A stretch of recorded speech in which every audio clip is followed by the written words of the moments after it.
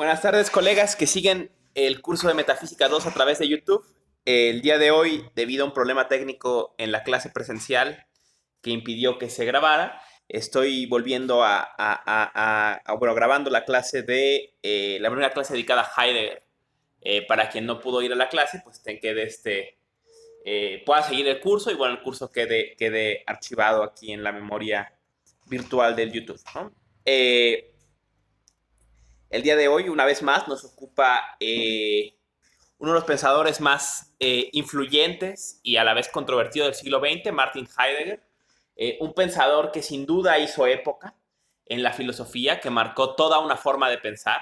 Un pensador que en buena medida es el autor o uno de los principales influyentes en la cisma que vive la filosofía en el siglo XX entre la llamada filosofía continental y la filosofía analítica, ¿no? Podríamos remitir esta fricción a las discusiones explícitas o implícitas que sostienen Heidegger y Carnap alrededor de 29, ¿no? Un pensador que influye muy fuertemente a toda la escena filosófica y a la vez un pensador que va a ser puesto en el banquillo de los acusados varias veces, eh, eh, básicamente, particularmente por su conexión en algún momento de su vida con el nacionalsocialismo, ¿no? Estas controversias, bueno, continúan al día de hoy, ¿no? Abunda la gente que ve a Heidegger como el referente y la que ve también a Heidegger como el pensador apestado de la filosofía, digamos, ¿no? Entonces, de la filosofía del siglo XX. Entonces, bueno, sin caer en un extremo ni en otro, veamos, ¿no? Visitemos algunos momentos del pensar de Heidegger dentro del contexto de este curso dedicado a las filosofías de la nada, ¿no? Heidegger nace en 1889 en Metkirch, Alemania, en la región de Badena, ¿no? La región del sur de la Selva Negra. Nace en un contexto campesino, Heidegger, y además en una familia, particularmente del lado de su padre, conectada a la Iglesia Católica y además, bueno, en un contexto, en una familia bastante humilde, ¿no? El joven Heidegger desde joven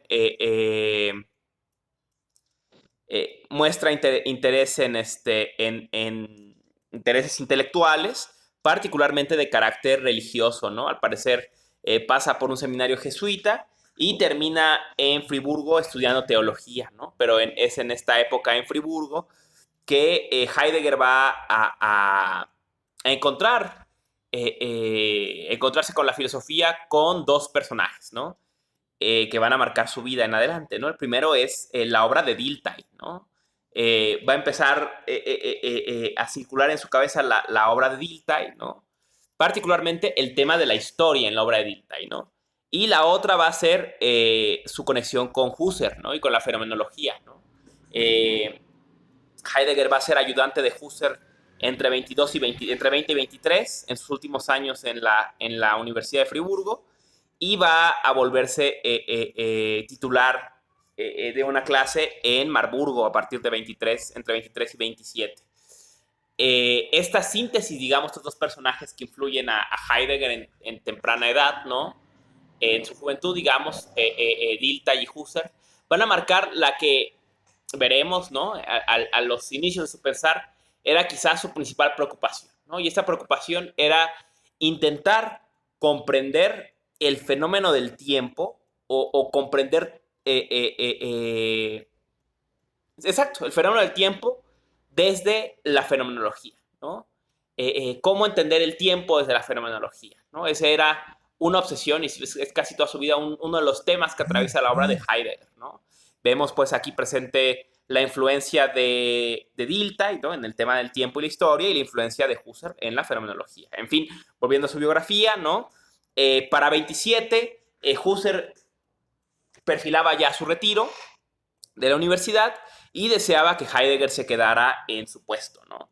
El problema es que el joven Heidegger, el joven profesor de Marburgo, eh, eh, bueno, decir, ¿no? También al menos mencionar de pasada, ¿no? Es el Marburgo donde Heidegger conoce y entra en contacto con Hannah Arendt.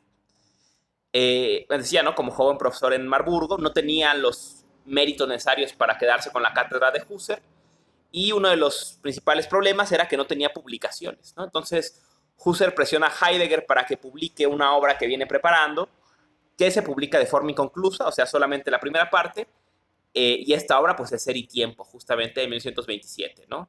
Y tal cual, ¿no? Al año siguiente, en 1928, en 1927 aparece Ser y Tiempo con un agradecimiento todavía a Husserl en su primera edición, y al año siguiente Husserl, se retira a Husserl y Heidegger se queda con la cátedra, que es prácticamente la cátedra de fenomenología en Friburgo, ¿no?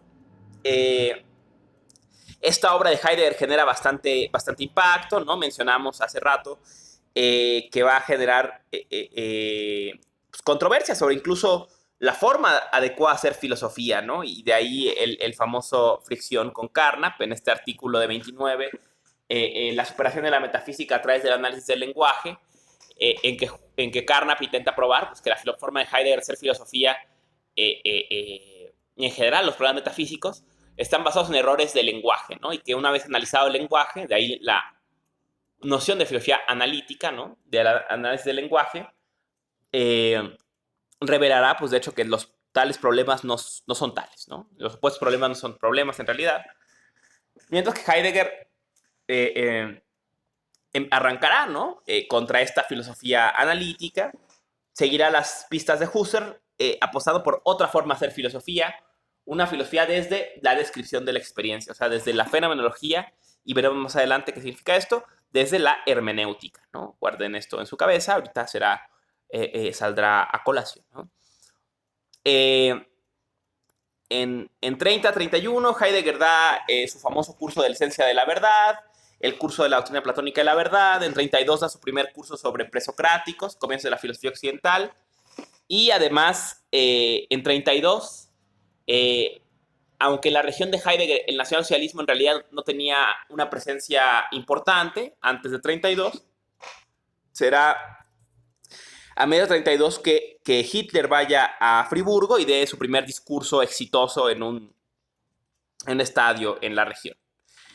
A este discurso de Hitler, al parecer, asiste varios Heideggers, pero no Martin, ¿no? O sea, al parecer va su familia, ¿no? Va su esposa y sus hijos. Asisten a este discurso, mientras que Heidegger, pues, se rehúsa a asistir, ¿no? A finales de 32, Heidegger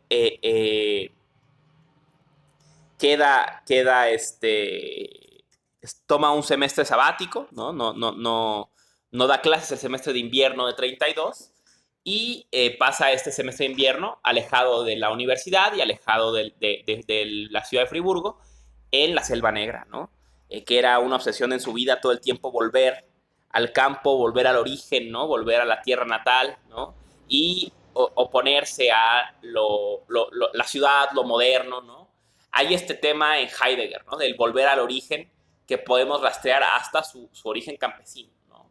Este cierto tema de su pensar. En fin, ¿no? Entonces, en este tiempo, Heidegger, alejado del movimiento, incluidos, bueno, los avances del nacionalsocialismo en el Parlamento, solo recibe noticias de este movimiento naciente, o probablemente sus principales noticias venían de su propia familia, ¿no? De la influencia de su esposa, de sus hijos, que estaban obviamente interesados en el movimiento, ¿no? Esto obviamente va reflejándose en los textos de Heidegger, en los llamados cuadernos negros, sus diarios filosóficos de la época, digamos, bueno, de muchas épocas, pero entre ellos los de esta época, muestran a un Heidegger que a finales de 32 empieza a interesarse en el nacionalsocialismo, pero pues más obviamente idealizado, ¿no? Lejos de la realidad de lo que estaba pasando, pues más una idealización que probablemente pues, es producto de estos diálogos con su familia. Para 33 Heidegger regresa y resulta que a finales de enero de 33 Heidegger asciende al poder, ¿no? Y empieza el 30 de enero, ¿no? Y empieza el proceso, ¿no? Digamos, de la revolución nacional socialista, ¿no? Que es todo un cambio cultural en Alemania, A pesar de que el propio Hitler llega de forma pacífica al poder, viene acompañado de una transición violenta del cambio de modos y de la institucionalización de las formas nazis, ¿no? En toda Alemania, ¿no? Y esto obviamente pegaba a la universidad también, ¿no? El rector elegido, von Mollendorf, al parecer había tenido simpatías socialdemócratas en su juventud y fue rechazado por los ministerios de educación nacionalsocialistas. Y un poco con esta presión de que faltaba un rector en la universidad y un poco también por su interés en esta versión al menos idealizada del nacionalsocialismo que él tenía en este momento, Heidegger decide el tomar el rectorado, ¿no? Y toma el rectorado en abril. El 27 de abril asume el rectorado de la Universidad de Friburgo con el famoso discurso de autoafirmación de la Universidad Alemana, ¿no? Un texto, bueno, de Heidegger controvertido en que él intenta presentar su agenda ante la universidad y ante el movimiento, ¿no? Su agenda de autoafirmación es una agenda de recuperar su lugar en la sociedad de la universidad, ¿no? Él pretende que la universidad, de algún modo, vuelva al fundamento, ¿no? Deje de ser simplemente una institución de especialización técnica y vuelva al fundamento del saber, y de este fundamento del saber pueda dirigir a su pueblo, ¿no? Y evidentemente, bueno, quien va a dirigir a la universidad, pues va a ser el Führer de la universidad, o sea, Heidegger, ¿no? El rector de la universidad. Pronto esta aspiración de Heidegger para la universidad, pues, y de algún modo para usar la universidad como una trinchera para influir el movimiento nacionalsocialista, pues va a chocar con las realidades de dicho movimiento, ¿no? Al poco tiempo, Heidegger asume el rectorado, las organizaciones estudiantiles afines al nacionalsocialismo, la SA, empieza a presionarlo para exentar de clases a los profesores judíos, ¿no? Quitarlos, sacarlos, digamos, fácticamente de la universidad, a lo que Heidegger se niega, ¿no? Un poco, al parecer, para aligerar las presiones de este primer incidente a los pocos días de ser rector, Heidegger se afilia al partido nazi en el 1 de mayo de 33, pero siguen las controversias, ¿no? Siguen las presiones, ¿no? Heidegger pronto se da cuenta, a los pocos meses de rectorado, pues que la realidad del movimiento difiere mucho de lo que él esperaba, ¿no? Es un movimiento, dice él, de la medianía, de la mediocridad, un movimiento de masas, ¿no? Que busca volver a las masas el criterio de todo y que aplastan toda singularidad, toda diferencia, ¿no? Heidegger, al menos intelectualmente, aunque a veces en lo personal se le escapan un par de veces, ¿no? Es un gran crítico del racismo, ¿no? Heidegger será muchas cosas. Vemos que, como decía en Heidegger, hay un deseo de volver a la tierra natal, un deseo de volver al origen, al fundamento, a un fundamento puro que estaría resguardado en lo siglo, ¿no? Y que habría sido corrompido por la modernidad, ¿no? Un regreso a la identidad, digamos. Pero que sin duda, bueno, muestra pues, que este tipo de ideas, obviamente, pues le hicieron eco a algunas cosas de la propaganda nazi, ¿no? Que hablaban en el sentido, ¿no? De luchar contra el mundo del asfalto y defender la tierra natal y todo esto. Pero, pues en la realidad, digo, a pesar de esta idea, Heidegger no creía, ¿no? Que la identidad del pueblo estuviera dada por su color de piel o por sus ojos, ¿no? O por su ascendente genético, ¿no? Sino era más una construcción cultural, intelectual, ¿no? Más que una cuestión racial, ¿no? Entonces Heidegger cree que el racismo del nacionalsocialismo no es más que una herramienta para poner la identidad al servicio de las masas, ¿no? Hacerla accesible como algo ya dado, ¿no? Crear este principio racial para el pueblo, ¿no? Entonces Heidegger seguirá teniendo fricciones en sus siguientes meses en el rectorado, poco a poco dándose cuenta, dirá en Reflexiones 3 de Cuadernos Negros, en el parágrafo 68, narra cómo pues la universidad está completamente dominada por organizaciones y estamentos, ¿no? O sea, en realidad la universidad, no hay nada que hacer en la universidad, ya está todo decidido, y dice el rector, no es un Führer, sino es un vil interventor, ¿no? Que simplemente opera como se le dice, ¿no? y que dice hasta es mejor si no es nacionalsocialista porque entonces al menos por miedo dice que sí a todo, ¿no? Entonces Heidegger reconoce que el proyecto de la autoafirmación de la universidad es un fracaso y finalmente su intervención en el movimiento nacionalsocialista es un fracaso y ese movimiento no es lo que él esperaba, al menos en la expresión que toma dentro del partido, pues no es lo que él deseaba, ¿no? Ese movimiento de la juventud con el que él soñaba, pues no existe más que en sus sueños, ¿no? Digamos. Y de aquí Heidegger decide hacer un último intento en la universidad, hace un montón de cambios a inicios del semestre de 34, y estos cambios obviamente molestan al Ministerio de Educación, particularmente nombrar a von Mollendorf en la clínica responsable de la clínica de la universidad, digo, o de la Facultad de Medicina, no recuerdo, ¿no? Pero digamos, darle un cargo otra vez al personaje defenestado, ¿no? Pues no gusta, Heidegger se le pide que revierta los nombramientos, Heidegger responde con su carta de renuncia, que es felizmente aceptada por el Ministerio de Educación, que remata su contestación diciendo que pues, el problema de fondo no es solamente los nombramientos, sino que Heidegger nunca comulgó con el nacionalsocialismo, ¿no? Esto es algo curioso, ¿no? Sin duda, nadie puede negar que Heidegger fue nazi, al menos nominalmente, o sea, se afilió al partido, ¿no? Y no solo se afilió, sino que tuvo simpatías, ¿no? Pero poco se habla o poco se recuerda que el nacionalsocialismo no tenía simpatías hacia él, ¿no? Que las instituciones creadas por el partido veían a Heidegger como un disidente, ¿no? Y que después de esto llegará incluso a ser objeto de persecuciones y de discriminación por no ser afín a las ideas nacionalsocialistas, ¿no? Después de esta traumática experiencia, Heidegger va a intentar articular otro proyecto, ¿no? En Cuadernos Negros le llama ese proyecto el Frente Invisible de la Alemania Espiritual, ¿no? Un proyecto que lo aleje de los reflectores, de movimientos de masas, ¿no?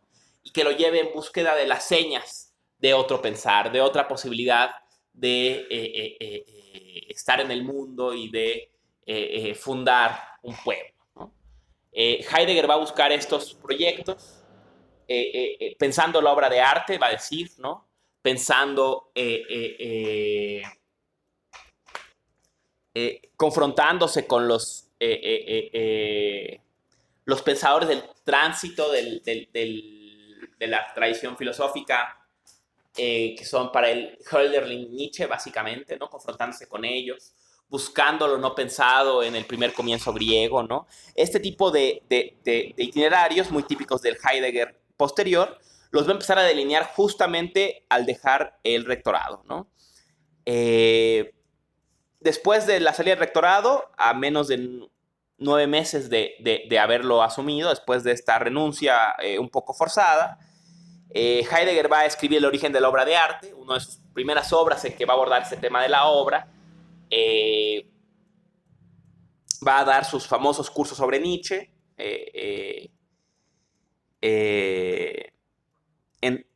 Pero a partir de 38 va a enfrentarse primero con las críticas y luego con la abierta censura nazi, ¿no? Se va a parar la impresión de sus materiales, se le va a negar la invitación al Congreso Internacional de Filosofía, una serie de eventos de filosofía se les niega la invitación por parte de la delegación alemana, y básicamente va a quedar reducido a su clase, ¿no?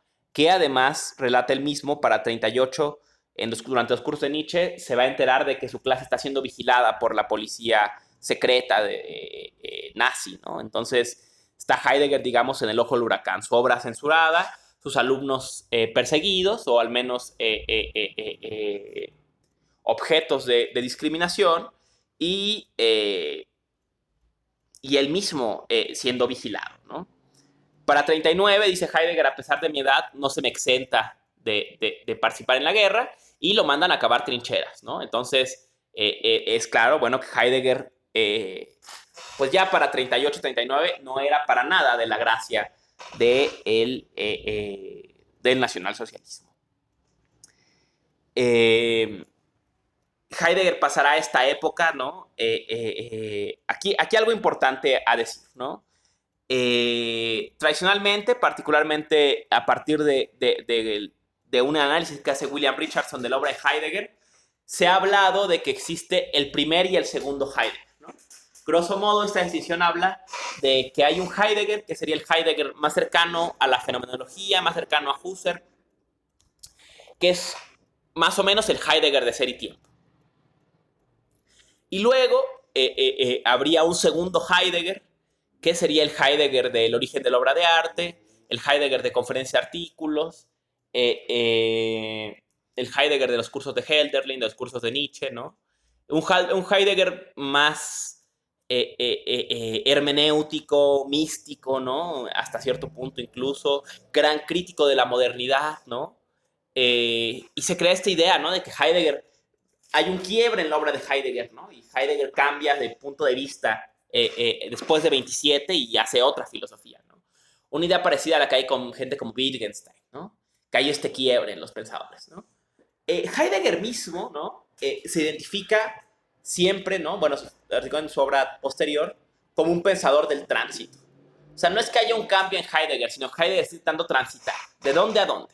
Está intentando transitar desde el final, digamos, de lo que él considera la filosofía occidental moderna, ¿no? Que él cree que la filosofía occidental ha agotado ya todas sus posibilidades, ¿no? Y el resultado de la filosofía es el mundo moderno en que vivimos, ¿no?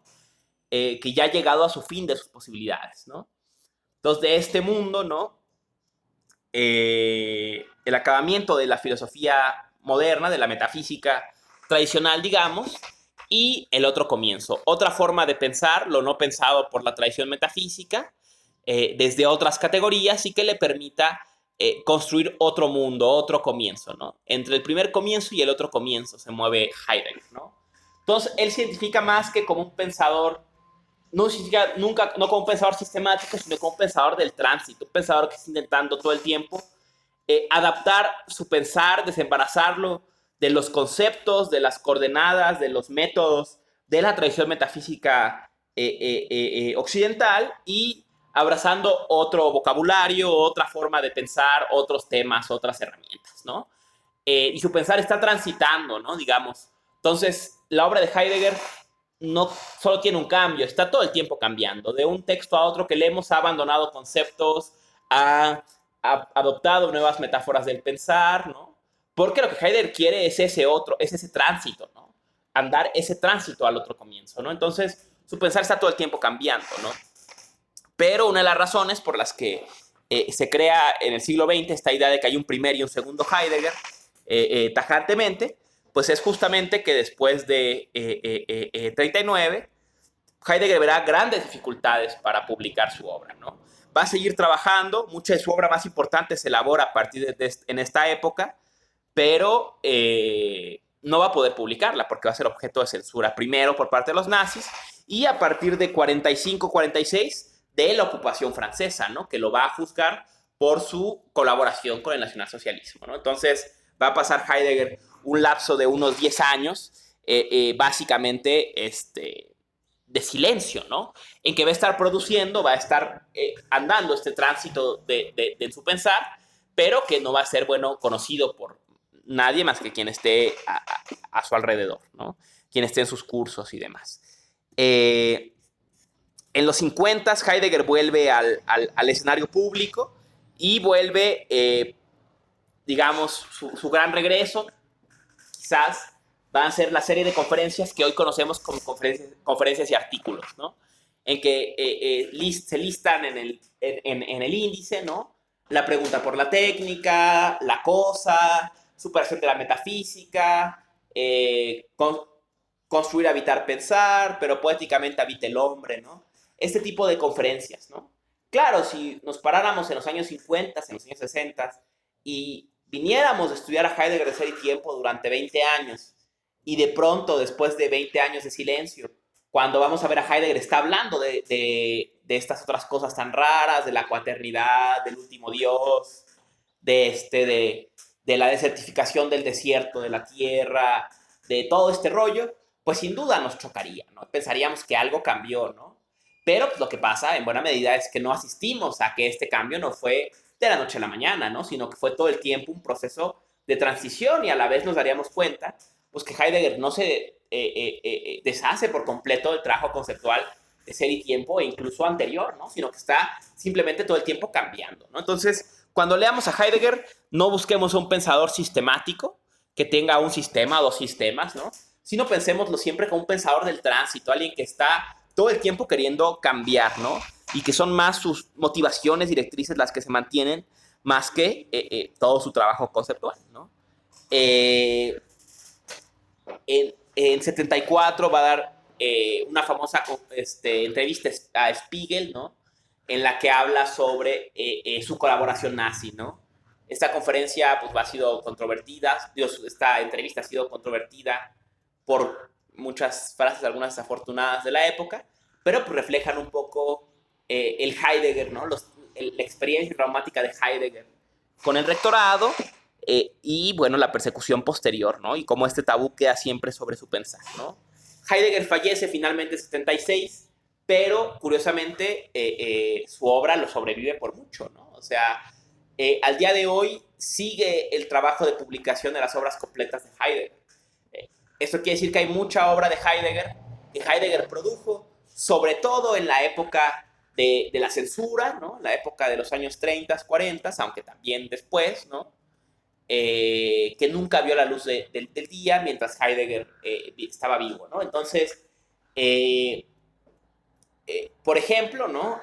En 89 se publica Aportes a la filosofía acerca del evento, que data de algún momento alrededor de 35, 34, 39, más o menos de esta época, produce esta, que pensó él iba a ser su siguiente obra magna, digamos, después de Ser y Tiempo, su siguiente intento de poner la cuestión, ¿no? La cuestión del ser, ahora explícitamente, ¿no? La pregunta por el ser,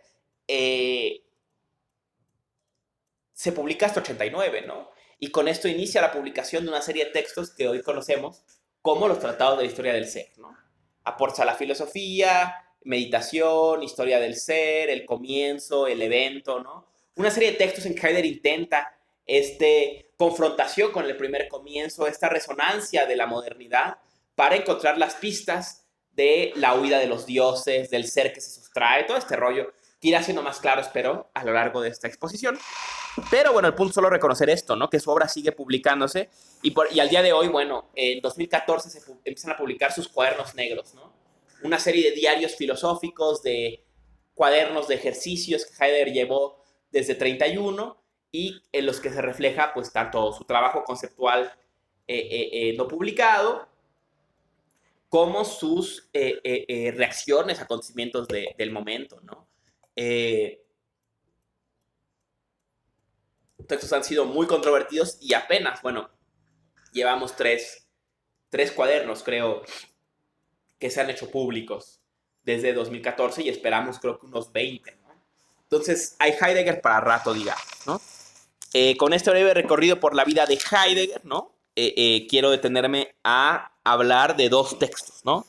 Vamos a ver un texto que se llama El concepto de tiempo, de 1924, particularmente un capítulo titulado El carácter ontológico originario del Dasein, como un intento de una introducción muy rápida, si es así, a estas primeras formulaciones de Heidegger, más cercanas a Husserl, más cercanas a la fenomenología, y básicamente pues, hacernos una idea, grosso modo, de lo que va a haber hasta Ser y Tiempo en la obra de Heidegger, ¿no? Insisto, ¿no? Recordemos que Heidegger es un pensador del tránsito, ¿no? Un pensador que está todo el tiempo cambiando. Recordemos que Heidegger, una de sus preocupaciones más tempranas es por esta comprensión fenomenológica del tiempo, ¿no? Y su expresión en el fenómeno de la historia, ¿no? Inspirada, bueno, en Husserl y en Dilthey. Heidegger arranca en este texto, ¿no? Diciendo, ¿no? Para comprender el carácter, el fenómeno del tiempo y su rol en la existencia humana, ¿no? Pareciera que hay que entender primero que nada la existencia humana en general, ¿no? Heidegger aquí va a conectarse, digamos, con una tradición en la filosofía del tiempo que podemos rastrear hasta Agustín, y es la idea de que sea lo que sea que es el tiempo, está fuertemente conectado con la propia naturaleza del alma, de la conciencia, de la subjetividad, de la existencia humana, como se le quiera llamar, ¿no? Recordemos que ya Kant decía, ¿no?, que el tiempo era el sentido interno, ¿no? La subjetividad no estaba en el espacio, pero sí en el tiempo, ¿no? Entonces, hay una conexión entre tiempo e interioridad, ¿no? De algún tipo. Esta idea está presente, insisto, desde Agustín, ¿no? Y aquí pareciera volver a aparecer en Heidegger, ¿no? Cuando dice, para entender el rol del tiempo en la existencia humana, hay que entender la existencia humana misma, ¿no? Dice, en este momento de su obra, dice, por extensión, llamemos existencia humana con el término técnico Dasein, ¿no? Dasein, das Dasein en alemán significa, es la forma germana de existencia, ¿no? Pero se puede interpretar, digamos, literalmente como ser ahí, ¿no? Existimos, ¿no? Recordemos aquí a Sartre, a la clase pasada sobre Sartre, ¿no? Existir es estar echado fuera, ¿no? Estar en el mundo. En términos de Heidegger, Dasein, existencia humana, es ser en el mundo, ¿no? Los seres humanos ya desde que estamos aquí estamos volcados al mundo, ¿no? Aquí vemos pues una idea un poco husserliana, ¿no? O sea, eh, eh, eh, eh,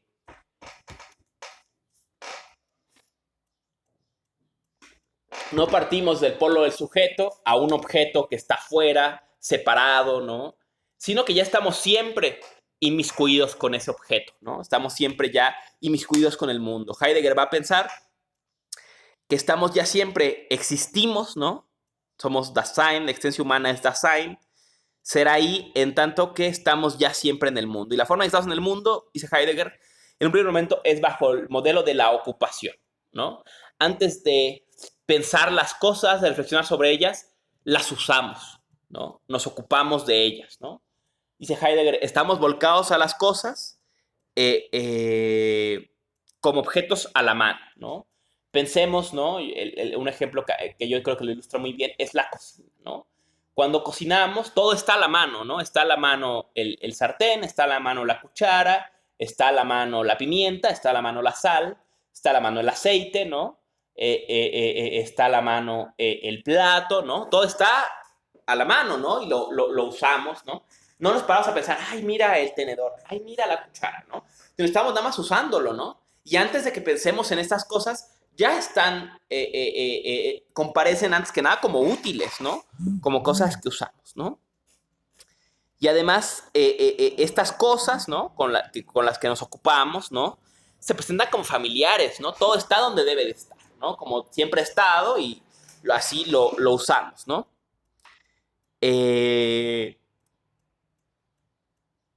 Y además, ¿no? Dice Heidegger, esta es humana, el Dasein en su forma más cotidiana está marcado por esta ocupación, por esta familiaridad, y además su ser en el mundo es ser con los otros, ¿no? Con referencia a otros que también estamos ahí y que hacemos lo mismo, ¿no? Dice Heidegger, el mundo de la ocupación, ¿no? Es el mundo de la medianía, el mundo del uno, del das man, ¿no? Donde nada más se hacen las cosas, tomando prestada una palabra de Merleau-Ponty, ¿no? O sea, se cocina así, ¿no? Tú no reflexionas por qué lo haces así, solo se hacen así las cosas, ¿no? Y todas y todos las reproducimos así, ¿no? Porque así se ocupa el tenedor, ¿no? Eh, eh, eh, eh, Pensemos, ¿no? Cuando vamos no sé, por ejemplo, a un restaurante, a comer a un lugar, y sirven algo que quizás no conocemos, ¿no? El típico ejemplo, vas a un lugar de comida japonesa, ¿no? Y ves que se come con palillos, ¿no? Entonces, se come con palillos, ¿no? Y uno intenta nada más emular como todos los demás lo hacen, ¿no? Y ahí está todo dispuesto, y por ejemplo, qué salsa le echan, ¿no? Cómo mezclan las cosas, ¿no? Y simplemente así se come la comida japonesa, ¿no? Es el mundo donde no soy yo que hago las cosas, sino solamente se hace, ¿no? Dice Heidegger, ¿no? Este mundo es el mundo de la ocupación, es el mundo del modo de ser impropio, ¿no? O de la impropiedad, ¿no? Porque no soy propiamente yo quien decide cómo hacer las cosas, no siempre las hago como se hacen, como uno las hace, ¿no?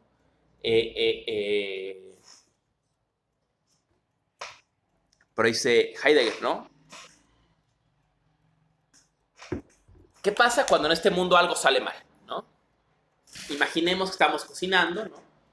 Y el sartén y toda, ¿no? Esta labor, ¿no? De la cocina. Y en eso, chin, ¿no? Se nos rompe el bote del aceite, ¿no? ¿Qué pasó? ¿Por qué se rompió el bote del aceite, no? De pronto, ese bote de aceite que estoy usando todo el tiempo, ¿no? Comparece, ¿no? Dice, espérate, yo aquí estoy, siempre lo estuviste usando y nunca te tuviste a pensar en mí, ¿no? ¿Y yo qué hice, no? ¿Qué pasó, no? Dice Heidegger, ¿no? Este momento nos lanza a un nuevo modo de ser, que es el modo ya no de la ocupación, sino del cuidado, ¿no? De, bueno, ¿yo quién soy en este mundo, no? O sea, ¿qué pasó? ¿Por qué? ¿Qué hice yo que se rompió el bote de aceite, no? Eso no es lo que se hace, es lo que yo hice, ¿no? Eh, eh, eh, obviamente esta infamiliaridad, ¿no? Este quiebre en la familiaridad del mundo de la ocupación genera angustia, ¿no? Dice, pensemos en Heidegger desde ahora la angustia como una disposición afectiva que nos hace como tomar distancia frente al mundo en el que siempre estamos, ¿no? Todo el tiempo vivimos a cierto punto de forma irreflexiva, ¿no? Cocinamos y lavamos el piso y tendemos la cama y vamos al mercado y compramos y manejamos y andamos en bici sin pensar en eso, ¿no? Sin pensar en lo que hacemos, ¿no? Simplemente lo hacemos, ¿no? Pero hay momentos de nuestra experiencia cotidiana, de este nexo de referencias en todo lo que hacemos, ¿no? En todas las cosas que usamos, en que esta familiaridad se rompe, ¿no? Y eso nos fuerza a tomar una distancia frente a lo que es, ¿no? Frente a este mundo cotidiano, ¿no? Y nos permite entrar a un modo de ser más propio, ¿no? Que es justamente el del cuidado, ¿no? El de la cura, el cuidado, ¿no? Y este modo de ser propio, ¿no? De donde podemos recuperar nuestro carácter de posibles, ¿no? De poder hacer las cosas de forma distinta, ¿no? Y con ello, pues, este carácter de cambio propio de la temporalidad, ¿no? En fin, ¿no? Vemos, ¿no? Como en estas primeras formulaciones del pensamiento de Heidegger, ¿no? A la vez que existe todavía muchas de las temas de la fenomenología husserliana, ¿no? Eh, pensar la experiencia, ¿no? La experiencia misma, ¿no? El concepto de experiencia, vemos que Heidegger se empieza a distanciar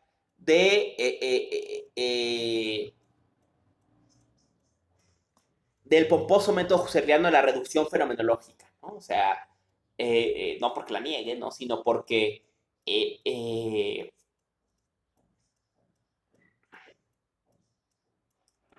no soy yo, digamos, quien me pongo en la situación de romper la familiaridad a partir de un método filosófico, ¿no?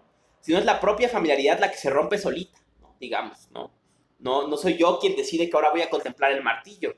Es el martillo, al no funcionar, el que me interpela de forma distinta, ¿no? El que se presenta de forma distinta, ¿no?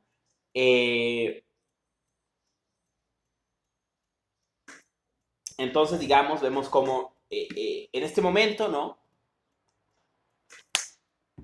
Es que el pensar de Heidegger, ¿no? Adopta la fenomenología heideggeriana contra la husserliana, adopta, digamos, el mote de fenomenología hermenéutica, ¿no?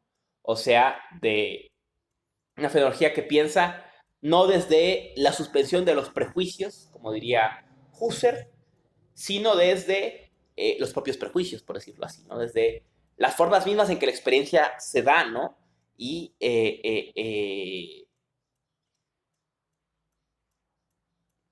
desde las claves, las formas en que la propia experiencia se abre, ¿no? Utilizarlas como claves interpretativas.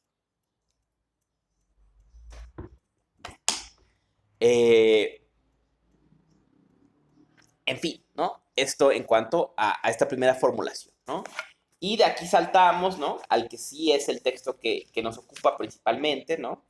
Que es, ¿qué es metafísica? ¿Qué es metafísica de Heidegger? ¿No? ¿Qué es metafísica? Es un artículo de 29, de que me encuentro mis notas. Ajá.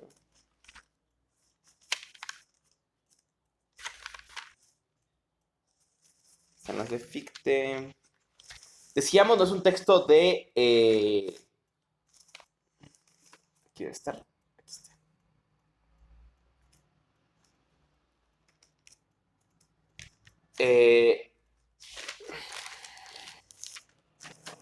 Es un texto de 1929 que Heidegger justamente se pregunta, ¿no? ¿Qué lugar, un poco tácitamente constando a Carnap, ¿no?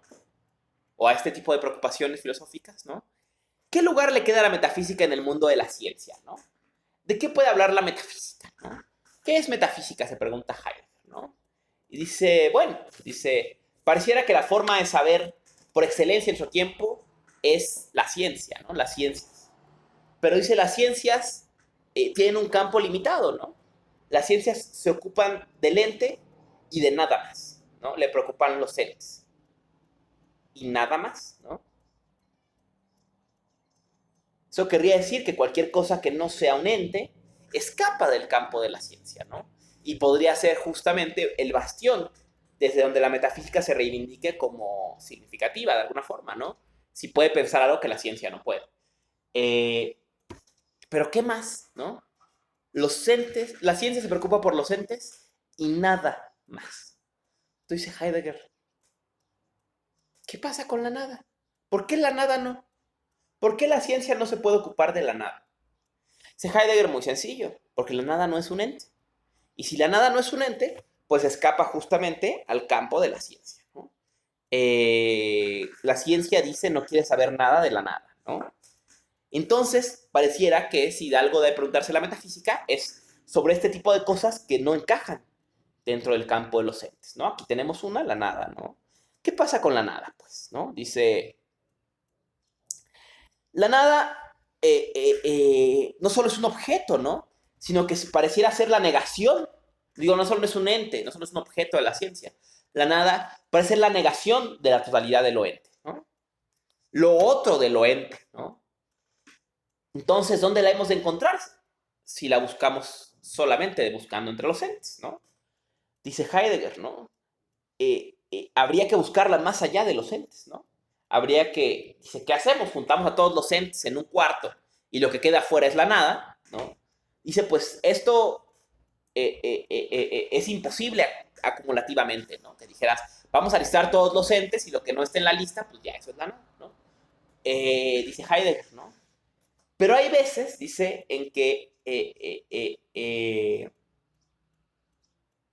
no es que veamos cada uno de los entes, sino que todos los entes se nos presentan juntos o de golpe, ¿no? Y esto pasa en ciertos, y aquí este tema de la hermenéutica en Heidegger, ¿no? De ciertas temples de ánimo o disposiciones afectivas, ¿no?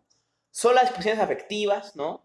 Las formas en que el mundo se nos presenta, que a veces nos muestran al ente en su totalidad, no dividido en objetos singulares, sino todo lo ente se presenta junto, ¿no? Recordemos aquí como a lo que hablamos de Sartre en su momento, como Sartre le importa, ¿no? Reivindicar el lugar de la afectividad, ¿no? En la experiencia, ¿no? Heidegger va en la misma línea, ¿no? O sea, pensando desde los temples de ánimo, hay temples de ánimo que nos muestran lo ente en su totalidad, ¿no? Heidegger usa el ejemplo de la alegría, ¿no? Pero pensemos, ¿no? En ese tono, el enamoramiento, ¿no? Cuando nos enamoramos, ¿no? Vamos al cine con Panchito, digamos, ¿no? Ya en media película, Panchito le digo, oye, Panchito, me gustas mucho, y Panchito me dice, ay, qué casualidad, tú me gustas también a mí, ¿no? Y entonces, de regreso a mi casa, todo es hermoso, ¿no? Y viva el perro, viva la vida, viva los gente en el camión, todo es maravilloso, todo es feliz, ¿no? Entonces, todo es de una forma, ¿no? No es porque agarre todas las cosas, ¿no? Sino lo que sea que me enseñen me va a gustar porque estoy viendo todo con lentes de color rosa, digamos, ¿no? Como solemos decir. O sea, es un filtro, digamos, de toda la experiencia, ¿no? Que le da al lente en su totalidad este tono rosa, ¿no? Por decirlo así, ¿no? Que nos da el temple anímico de la alegría, del enamoramiento, ¿no? Todo es maravilloso. En cambio, dice Heidegger, por ejemplo, el tedio logra un efecto parecido, ¿no? O sea, cuando de veras estamos sumidos en el tedio, ¿no? Todo nos da igual, ¿no? Pero todo nos da igual. Salir nos da igual, quedarnos nos da igual, ver a alguien nos da igual, no verlo nos da igual, ¿no? Comer nos da igual, no comer nos da igual. Todo nos da igual, ¿no? Y si todo nos da igual, estamos ante todo. Pero dice Heidegger, en estos templos de ánimo vemos todo, ¿no?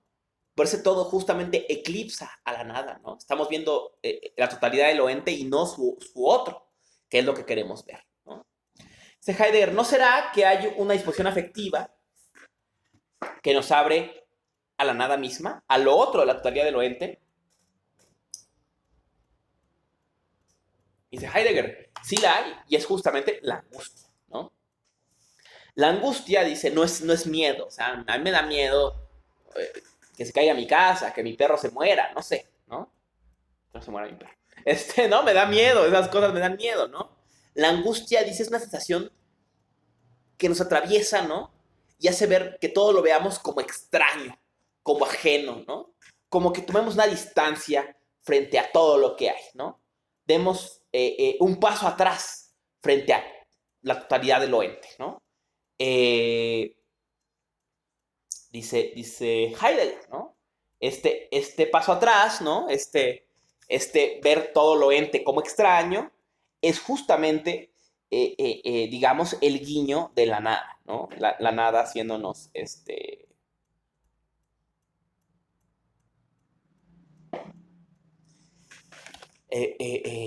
señas, ¿no? Dice, ¿pero qué? ¿Qué es la experiencia de la nada? Pues solamente la experiencia de ver lo ente como extraño.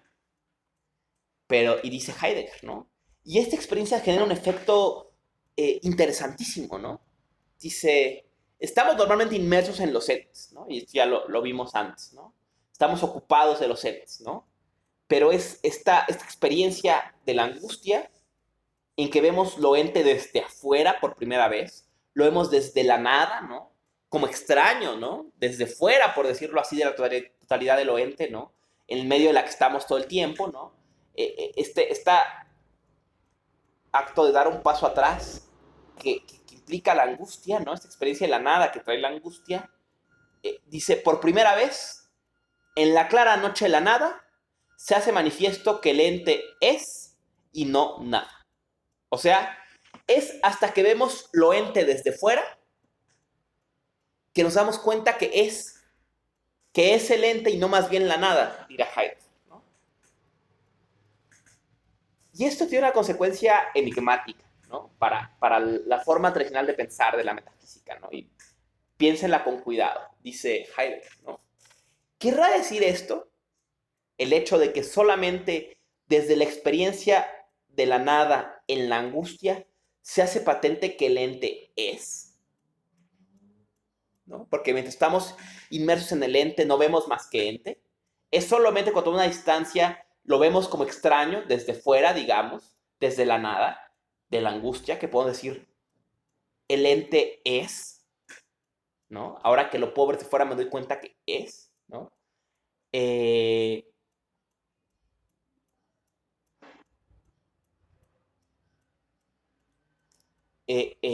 Trae esto una consecuencia dramática, dice Heidegger.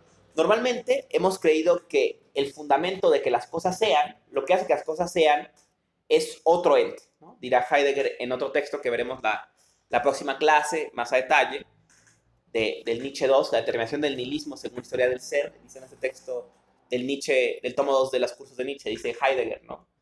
Siempre se ha creído que lo ente está fundado o en el ente trascendente, o sea, en Dios, que siempre ha sido y que si todo es porque es a partir de Dios o emula el carácter de pura actividad de Dios, ¿no? Esta idea que vemos de Aristóteles, o es el ente trascendental, ¿no?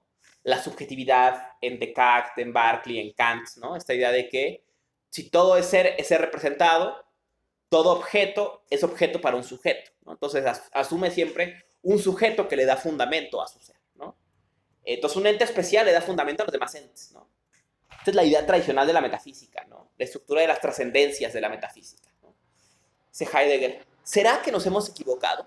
Si no vemos, si solo nos damos cuenta que el ente es cuando lo vemos desde fuera, desde su extrañeza, querrá decir que el ser del ente, lo que hace que el ente sea, es la nada. ¿Querrá decir entonces que Hegel tenía razón en la ciencia de la lógica cuando dijo que ser y nada coinciden? Dice Heidegger, tenía razón, pero no por el motivo que él pensaba, ¿no? De hecho, ser y nada coinciden, piensa Heidegger, porque es la nada la que hace patente que el ente es, la que le agrega el carácter de es, ¿no? Es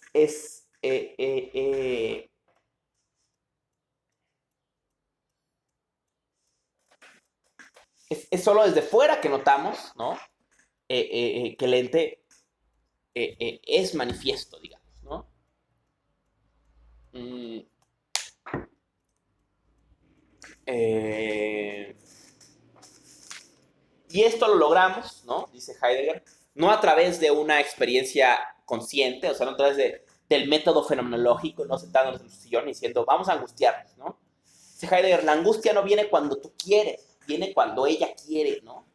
Y aquí seguimos viendo la ruptura con el método husserliano, ¿no? O sea, no es nada más un método, ¿no? O sea, la angustia nos interpela, la nada nos interpela a través de la angustia cuando ella quiere, ¿no? Y nos fuerza a ver lo ente como extraño, ¿no? No cuando nosotros queremos, ¿no?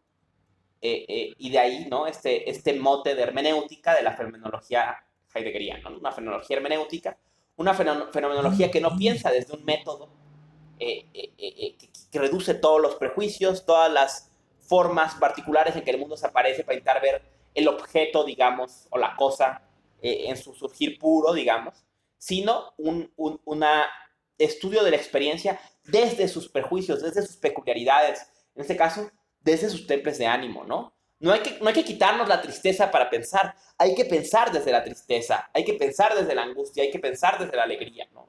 Y es desde ahí donde se nos presentan muchos mundos, ¿no? Digamos, ¿no? El mundo indiferente de la fenomenología, ¿no? Es solamente una perspectiva de muchas, ¿no? Eso es lo que Heidegger nos querrá decir, ¿no?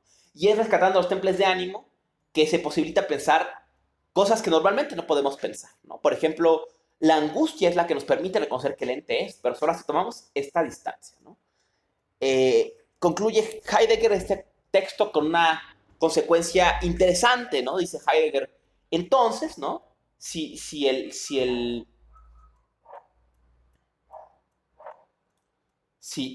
todo el tiempo estamos inmersos en lo ente y no logramos reconocer que el ente es porque estamos inmersos en la ocupación, ¿no? Y es solo la angustia la que nos fuerza a retroceder, a dar un paso atrás y que sea patente que el ente es, ¿no? Es solo en este ejercicio que reconocemos que el ente es, ¿no? Dice Heidegger. Eso quiere decir que el ser humano, que el hombre, Heidegger, es lugarteniente de la nada. O sea, está parado todo el tiempo sobre la nada. Está parado todo el tiempo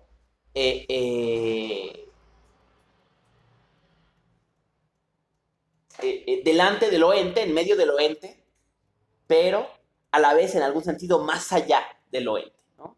Pero es la angustia la que nos hace retroceder, ¿no? De este mundo volcado, ¿no? Que estamos aquí viendo las cosas, nos fuerza a hacernos para atrás, ¿no?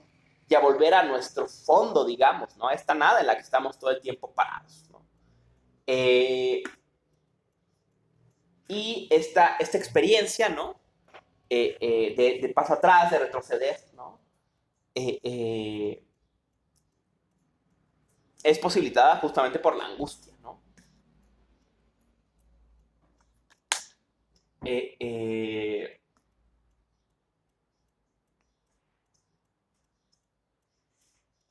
redondeemos con algunas consecuencias y ejemplos, ¿no?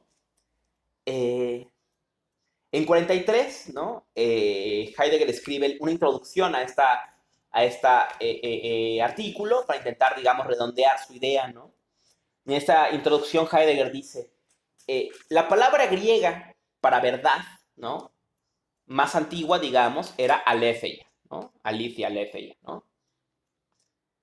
Dice aletheia, ¿no? Como pueden ver, es una palabra que tiene una negación, ¿no? Una alfa privativa al principio, ¿no? Como prefijo, ¿no?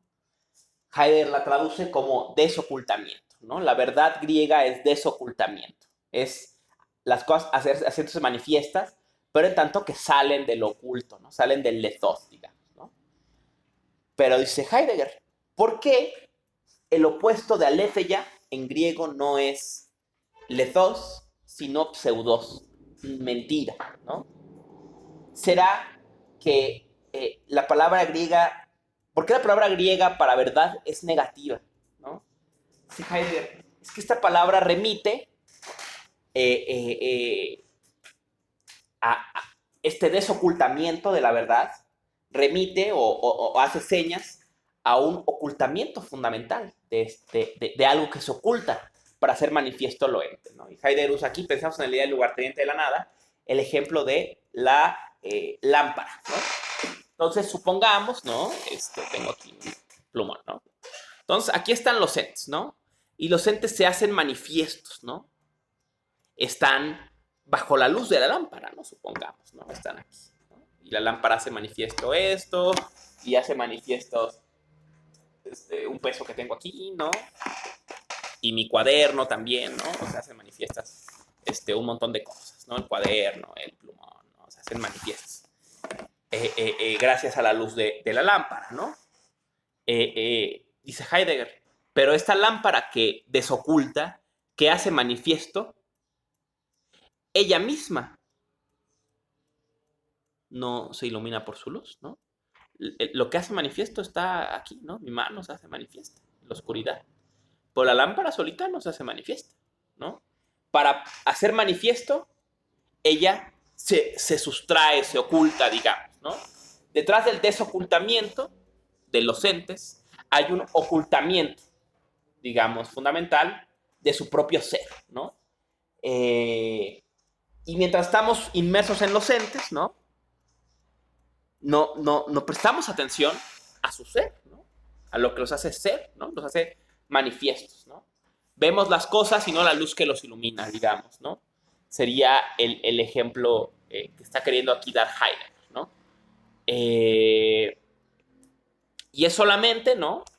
En la medida en que damos un paso atrás,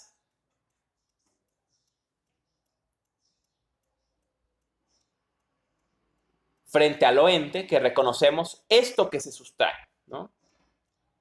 Ahora, y ya para terminar esta breve sesión, ¿no? De reposición de la clase que no se pudo grabar, ¿no? Esto tiene una consecuencia interesante en Heidegger. Dice Heidegger, el problema, ¿no? Y veremos la clase que viene cuando veamos el Nietzsche 2, ¿no? El problema, disculpen, el ayudante profesor está opinando. Concluyo ya rápido para irlo a atender lo que sea que quiera. El problema es que la verdad no, perdón. Me distrajo. Es que el ser de los entes, ¿no? Se sustrae, ¿no? O sea, mientras los entes hacen manifiestos, su ser se oculta, ¿no? Y para que los entes sean, su ser tiene el mismo que ocultarse, digamos, ¿no? Para dejar que ellos sean manifiestos. Y este ser, ¿no? Que bien vimos en qué metafísica coincide con la nada, ¿no? Él mismo no es un ente, nunca se puede hacer manifiesto, ¿no? Dice entonces Heidegger, la historia de la metafísica nunca habló de los entes, pero nunca de su ser. Pero eso, dice, la metafísica es la historia en la que del ser no hay nada, dice Heidegger en el texto que veremos la semana que viene. Pero esto lo que quiere decir, ¿no? Es que, ¿cómo va a estar el ser si el ser es esta sustracción? Esto que se quita para hacer manifiesto al ente, ¿no? Entonces, de algún modo, la única forma de que el ser esté es como sustracción, es no estando. Solamente puede estar no estando, haciendo guiños desde su ausencia. El problema, dice Heidegger, es que la extracción de la metafísica convirtió esta ausencia, esta sustracción, en olvido, ¿no? Nos olvidamos de que el fundamento del ser de los entes no está en ellos mismos, ¿no? y en ese sentido quedó olvidado el ser, ¿no? Y la otra consecuencia que tiene, curiosa, digamos, ¿no? Ya para concluir y dar paso a la siguiente sesión, ¿no? Es que mientras más se sustrae el ser, mientras más se oculta, mientras más se olvida, más hace señas. Porque él es sustracción, ¿no? No estando está. Y entre más se le omite, más se le refiere, ¿no? Espero esto redondearlo un poco, la clase que viene sea un poco más clara, ¿no? En fin, hasta aquí este recuento de la sesión. Próxima clase, espero les tengan chance de revisarlo. Vamos a ver la determinación del nihilismo según historia del ser, que es, no recuerdo si el segundo o tercer capítulo de el Nietzsche 2, o sea, del volumen 2, del tomo 2, de los cursos de Nietzsche, de Heidegger, ¿no? Están en el Mega. Creo que los dos tomos, pero vamos a ver este curso, la determinación del nihilismo según historia del ser, un texto en que Heidegger se pregunta si Nietzsche realmente logró superar el nihilismo, y de ahí va a explicar qué entiende él por nihilismo, cómo el nihilismo se funda en la nada, todo este rollo lo veremos en la clase que viene. Y vamos a ver también su texto quizás más acabado de crítica a la modernidad, que es Superación de la metafísica. Superación de la metafísica viene en conferencias y artículos, ¿no? Entonces, para la próxima clase les pido que por favor lean la intervención del nihilismo según historia del ser, que viene en el Nietzsche 2, y lean Superación de la metafísica, que viene en conferencias y artículos. Si tienen tiempo de leer algo más, lean La época de la imagen del mundo. Mencionaré algo de eso. Pueden leer La pregunta por la técnica, que también está en conferencias y artículos. Y ya, ¿no? La idea es que veamos la próxima clase Heidegger pensando la nada, ya no desde la crítica a la metafísica, digamos, sino particularmente desde la perspectiva del nihilismo, de la experiencia del nihilismo, ¿no? Esta experiencia que viene acosando a la filosofía, al menos desde tiempos de Nietzsche, ¿no? En fin, otra cuestión importantísima, a quien sigue esta clase con cierta simultaneidad, ¿no? Los próximos 9, 10 y 11 de marzo, o sea, a partir del día de mañana, 9 de marzo, voy a estar participando con mi grupo de investigación en el Congreso de Estética Ambiental en la 3 veces heroica Facultad de Filosofía y Letras. Habrá algún tipo de actividad presencial, aunque no sé qué tanta cupo haya o qué posibilidades haya de entrar, pero seguro va a reproducirse a través del canal de YouTube de la facultad, ¿no? Entonces va a haber forma de participar de este evento. Ya está el cartel ahí circulando, ¿no? Pero esto va a implicar un problema, un detalle que ya les compartí un poco en los chats, pero que bueno, les comparto de nuevo, que es que el día jueves a las 5 de la tarde, hora a la que normalmente tenemos clase, va a estar presentando mi queridísimo colega CY de Hong Kong, ¿no? Entonces va a presentar CY y la idea es que yo haga traducción simultánea, ¿no? Entonces, pues, siendo una clase tan importante en la que nos quedamos, en vez de dar una hora de clases o llegar tarde a la mesa y ahí generar problemas, me pareció que lo más adecuado era voy a grabar la clase. Yo pienso, no sé si me dé tiempo a acabar, a hacerlo hoy también, porque seguramente voy a acabar cansado, pero bueno, ya veremos qué onda. O grabarla el día de mañana, a más tardar a la hora de la comida, ¿no? Estaría la clase de este jueves, la parte expositiva de la clase, digamos, en la que vamos a ver los textos que ya dije, ¿no? El del Nietzsche 2 y Superación de la metafísica. Voy a grabar esa parte y la voy a poner disponible, va a estar en YouTube, ¿no? Digamos, para que ustedes la puedan ver cuando tengan chance, escuchar cuando tengan chance. Y me voy a conectar al Jitsi, como siempre, ¿no? Solamente de 4 a 5 de la tarde, ¿no? Entonces voy a conectarme de 4 a 5 de la tarde para que comentemos los textos, si tienen preguntas, lo que sea, comentarios, poderlos desahogar ahí, pero la exposición de la clase va a quedar en YouTube por tarde, mañana, miércoles 9 de marzo, a las 2 de la tarde, ¿no? Yo espero. Bueno, las 3, ¿no? Lo que tarda en subirse a YouTube, ¿no? Pero quedará ahí la clase. Ahora, si están siguiendo la clase en YouTube, pues bueno, les da igual, ¿no? Porque igual están nada más viendo las exposiciones. Muchas gracias, colegas. Una disculpa por los contratiempos técnicos. Espero que ya grabé esta clase con el teléfono también. Si esta clase funciona, quiere decir que la clase está grabándose bien. Gracias por su participación.